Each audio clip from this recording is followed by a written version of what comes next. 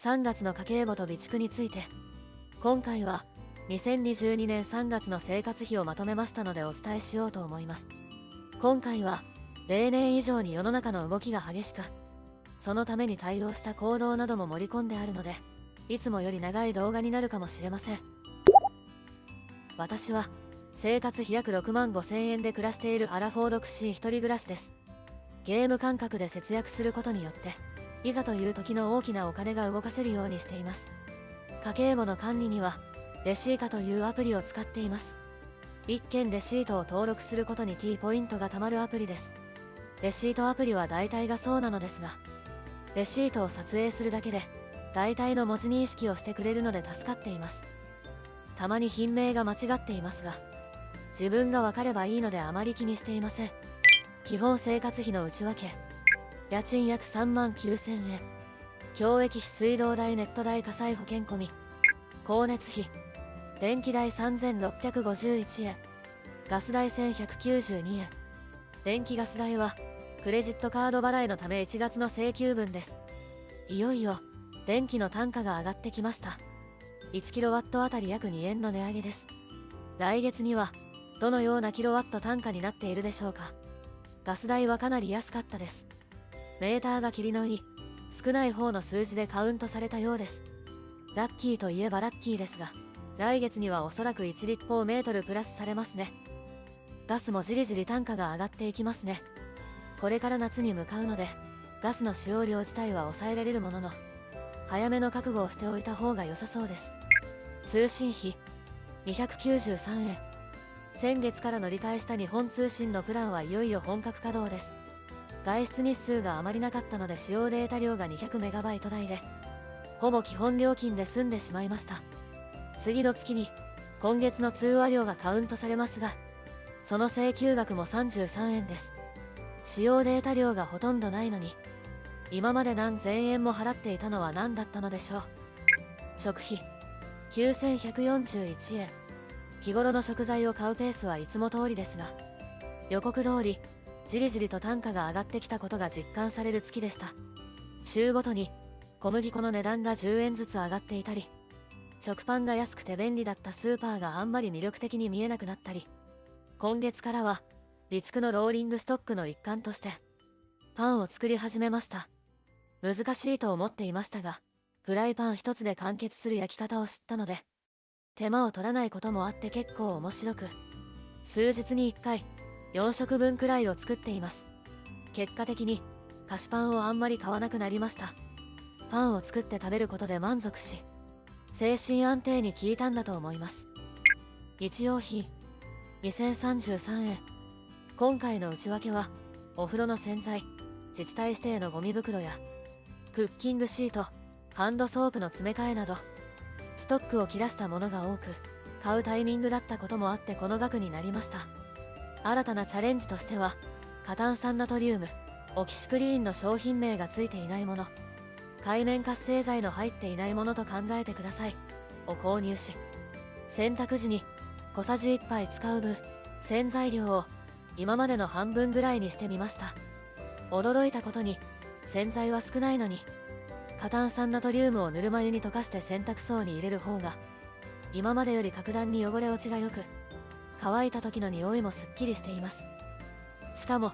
使うごとに洗濯槽がきれいになってくるので、数ヶ月に一度がっつり洗濯槽を個別で洗うことをしなくても良さそうです。液体洗剤はあまり年月が長く経つと洗浄力が落ちると聞きますが、過炭酸ナトリウムは使用期限がほぼないようなのでストックがしやすそうです。保管場所の大幅な圧縮と掃除の手間を省き、一石二鳥になると思ったので、液体洗剤を最低限の使用量にした上で引き続き並行して使うことにしました。利用費498円。メイク落としとシャンプー。相変わらずまだメイク品は使い切っていないので、今月も買いませんでした。シャンプーはいつも使っているリンスインシャンプーです。ポンプの中身がなくなってきたので詰め替え用の購入です。医療費0円。今回は内科に行かなくて済んだので医療費は0円です。4月になったら歯医者の定期検診があるので、それだけがかかるかと思います。今後も病気や怪我をせず、定期検診のみで病院にお世話になりたいものです。サブスク YouTube プレミアム1180円。ここに国民健康保険がプラスされます。相変わらずサブスクリプションは最低限です。ここまでで6万148円でした。月々の生活費として先月よりも1500円ほどは安くなったと思います。生活費を浮かせた分をプラスアルファして次にお伝えする備蓄に充てることにしました。今回からの新たな項目、インフレと災害が両方同時に来る可能性を踏まえ、当月の食費、日用品とは別に備蓄費としてしっかりめに予算を確保することにしました。すぐに使うわけではないので月々の生活費としてはカウントしません。実物の投資として考えています。備蓄食品1万3158円。当月に開封しない食品は備蓄食品として今月から新たに費目を作りました。備蓄食品としてカウントするのは主に水、米、小麦粉をはじめとした主食、基本調味料です。当初1から3ヶ月ほど余分に買っていたものをスピードアップして購入することにしました。それから今月より缶詰をまとめて Amazon の定期お得便で買うことにしました。今後あまり想像したくありませんが、インフレがかなり進行してお金をいくら積んでも物が買えなくなる事態がやってくるかもしれません。その時でも物々交換ができるように缶詰を多めに用意していくことにしました。もしかしたらやはり国産ブランド品に価値が高くつくかもしれないと考え、名の知れた安心な材料、過去を謳っている会社のものを多めに備蓄し、並行して安いものも買いつつ、購入1ヶ月を過ぎてから実際に少しずつ使っていく予定です。ただし非常食を缶詰メインで備蓄すると発災後のゴミが多く出てしまう問題があります。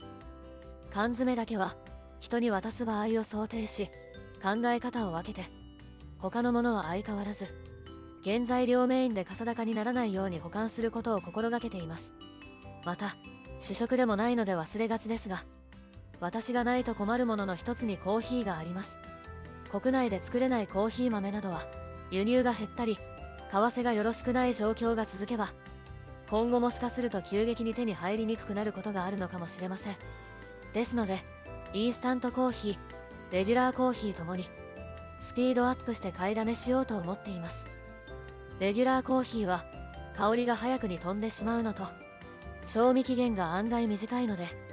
備蓄はインスタントコーヒーをメインにしていこうかと考えたりもしています。嗜好品も缶詰同様、何かあった際には物々交換に役立ちます。備蓄日用品1944円。当月に開封しない日用品も備蓄日用品として今月から新たに費目を作りました。こちらも1年以上備蓄を目標にスピードアップして購入することにしています。メインはトイレットペーパー、ティッシュペーパー、キッチンペーパーなどの紙製品です。ここに次月から洗剤なども入ってくると思います。洗剤は紙製品に比べて使用頻度と使用量が少ないので毎月買いためなくてもいいのですが、ないと困るので様子を見ながら少しずつ備蓄していこうと思います。今月の特別費の内容も前回に引き続きインフレや災害などへの備えのための投資です。家庭菜園の道具、土、野菜の種、シャベル、植木鉢など7169円。最初は水耕栽培だけでやり過ごそうとしていたリボベジ、ベランダ菜園ですが、ここしばらくの情勢を見るに本格的に土を使って野菜を作り、最終的に自給自足を目指さないと後々大変になりそうな感じがしたので、腹を決めて道具を揃え出しました。そして植えるものも根菜類をスタートさせました。スーパーで売っていた菊芋、さつまいもを土に埋めたり、水耕栽培のものを土に植え替え大きく育てて収穫量を増やそうと考えています。フードドライヤー、真空パックの機械、袋、乾燥剤、脱酸素剤、計6282円。乾物の値段がどんどん上がってきたのを見て、自分でどうにかできないのか。でも天日干しだと何日間もかかるし、そもそもちゃんと乾くか不安だと思っていたところにフードドライヤーを見つけました。1回の電気代は80円ほどです。早速人参、大根、バナナ、パプリカなどで試してみました。乾物を作ったら保管する道具も必要だと追加で真空パックの機械を購入。脱酸素剤と乾燥剤を入れて真空シーリングをしたらそれっぽい感じになりました。今は買ってきた野菜で作っていますが、ベランダ菜園の野菜で完全自家製ドライベジタブルを作れるようにしたいと思っています。保管がどれくらいできるかは数ヶ月かけて検証していきます。生よりは多少栄養価は落ちると思いますが、災害の影響や悪天候により市場で野菜が手に入らなくなった場合や冬場にかなり役に立つのではと期待しています。買わなかったもの、今月も買わなかったものは洋服と化粧品です。ノーメイクまではいかないものの、朝ポイントメイクをしたら落とすまでは化粧直しは全くしないので、化粧品が減るという感覚は薄いです。次のタイミングではもしかしたら日焼け止め等を買うかもしれませんが、それもあまり外出する時間が長くなければそんなに減らないので、ガンガン買うところまではいかないと思います。洋服も気分を変えるために買うという目的は全くなく、そして現状すり減って着れない服もなかったので買いませんでした。今後洋服はますます物理的な暑さ寒さ不快感から身を守るという洋服を着る理由となる原点に立ち返ったものが必要とされる世の中になっていくでしょう。今後も本当に困った場合を除き、洋服はめったに買わないと思います。ノーマネーデー。今回はパン作りを始めたことや、雨が続き外出が面倒なことと相まって外出をしない日が多くあり、連動してお金を使わない日もかなり多くありました。まとめ買いと全く使わない日が顕著に現れた1ヶ月でした。外に出て気晴らしのために買い物するという選択肢が完全に頭から消えてなくなっていることを実感します。